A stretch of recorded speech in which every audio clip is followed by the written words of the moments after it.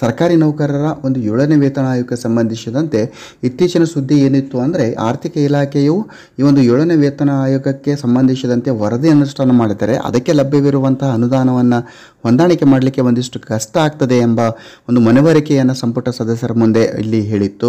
ಆದರೆ ಈಗ ಮತ್ತೊಂದು ಹೊಸ ನ್ಯೂಸ್ ಬರ್ತಾ ಇದೆ. ಏನೆಂದರೆ ಈ 7ನೇ ವೇತನ ಆಯೋಗವನ್ನು ಜುಲೈನಲ್ಲಿ ಅನುಷ್ಠಾನ ಮಾಡಲಿಕ್ಕೆ ಬರೋದಿಲ್ಲ. ಆದರೆ ಆಗಸ್ಟ್ನಲ್ಲಿ ಈ ಒಂದು 7ನೇ ವೇತನ ಆಯೋಗದ ವರದಿಯನ್ನು ಯಥಾವತ್ತಾಗಿ ಅನುಷ್ಠಾನ ಮಾಡುವಂಥ ಸಾಧ್ಯತೆ ಇದೆ ಎಂದು ಈಗ ಒಂದು ಆರ್ಥಿಕ ಇಲಾಖೆ ಅಧಿಕಾರಿಗಳು ಖಚಿತಪಡಿಸಿದ್ದಾರೆ.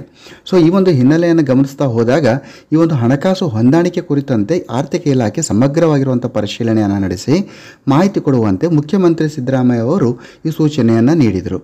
ಸೊ ಆರ್ಥಿಕ ಇಲಾಖೆಯು ಸಮಗ್ರವಾಗಿರುವಂಥ ಮಾಹಿತಿಯನ್ನು ವಿಶ್ಲೇಷಿಸಿ ಮುಖ್ಯಮಂತ್ರಿಯವರಿಗೆ ಆಗಸ್ಟ್ನಿಂದ ಜಾರಿಗೆ ನೀಡಿದರೆ ಯಾವುದೇ ರೀತಿಯ ಸಮಸ್ಯೆ ಆಗೋದಿಲ್ಲ.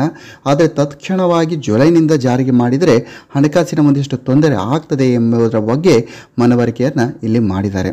ಸೊ ಈಗ 7ನೇ ವೇತನ ಆಯೋಗ ಈ ಒಂದು 27.5% ಹೆಚ್ಚಳಕ್ಕೆ ಶಿಫಾರಸು ಮಾಡಿತ್ತು. ಹಿಂದಿನ ಸರ್ಕಾರ ಈಗಾಗಲೇ 17% ಮಧ್ಯಂತರ ಪರಿಹಾರವನ್ನು ಕೂಡ ನೀಡಿದೆ. ಈಗ ಉಳಿದಿರುವಂಥದ್ದು 10.5%. ಸೊ 10.5% ಹೆಚ್ಚಳ ಮಾಡುವಂಥದ್ದು ಇದೆ. ಸೊ ಈ ಒಂದು 10.5 ಏನಿದೆ 10.5% ಹೆಚ್ಚಳ ಮಾಡುವಂಥದ್ದು ಏನಿದೆ ಅದರಲ್ಲಿ ಸರ್ಕಾರವು ನಿರ್ಧಾರವನ್ನು ತೆಗೆದುಕೊಂಡು ಎಷ್ಟು ಪ್ರತಿಶತ ಹೆಚ್ಚಳ ಮಾಡಬೇಕು. ಸೊ ಯಥಾವತ್ತಾಗಿ ಕೊಟ್ಟರೆ 10.5% ಇನ್ಕ್ರೀಸ್ ಆಗ್ತದೆ.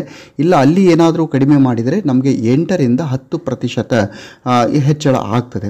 ಸೊ ಹೀಗಾಗಿ ಆಯೋಗ ನೀಡಿರುವ ವರದಿಯಲ್ಲಿರುವ ಶಿಫಾರಸನ್ನು ಹೊರತುಪಡಿಸಿ ಇನ್ನುಳಿದ ಯಾವುದೇ ಭತ್ಯೆಗಳನ್ನು ನೀಡುವಂಥದ್ದಿಲ್ಲ. ಅಂದರೆ ವರದಿಯಲ್ಲಿ ಏನೆಲ್ಲ ಮೆನ್ಷನ್ ಮಾಡಿದ್ದಾರೆ ಅಷ್ಟನ್ನು ನಾವು ಚಿಂತನೆ ಮಾಡ್ತೇವೆ ಹೊರತು ಎಕ್ಸ್ಟ್ರಾ ಆಗಿರುವಂಥ ಯಾವುದೇ ಭತ್ಯೆಯನ್ನು ನಾವು ನೀಡುವುದಿಲ್ಲ ಅಂತ ಅಲ್ಲಿ ಸ್ಪಷ್ಟನೆ ಕೂಡ ಮಾಡಿದ್ದಾರೆ. ಸೊ ವೇತನ ಹೆಚ್ಚಳಕ್ಕಾಗಿ ಬಜೆಟ್ನಲ್ಲಿ 14,000 ಕೋಟಿ ರೂಪಾಯಿಗಳನ್ನು ಸರ್ಕಾರ ಈಗಾಗಲೇ ತೆಗೆದಿರಿಸಿದೆ. ವರ್ಷಕ್ಕೆ 17,000 ಕೋಟಿ ರೂಪಾಯಿಗಳ ಅಗತ್ಯವಿದೆ ಈ ಒಂದು 7th ಪೇ ಕಮಿಷನ್ ಇಂಪ್ಲಿಮೆಂಟ್ ಮಾಡಿದಾಗ.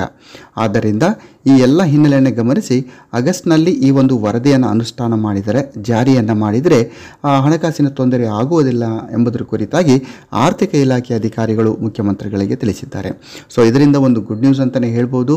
ಬರುವಂಥ ಆಗಸ್ಟ್ ತಿಂಗಳಲ್ಲಾದರೂ ಕೂಡ ಈ ಒಂದು ವರದಿ ಅನುಷ್ಠಾನ ಆಗಲಿ ಅಂತ ಆಶಿಸ್ತಾ ಜೈ ಹಿಂದ್, ವಂದೇ ಮಾತರಂ.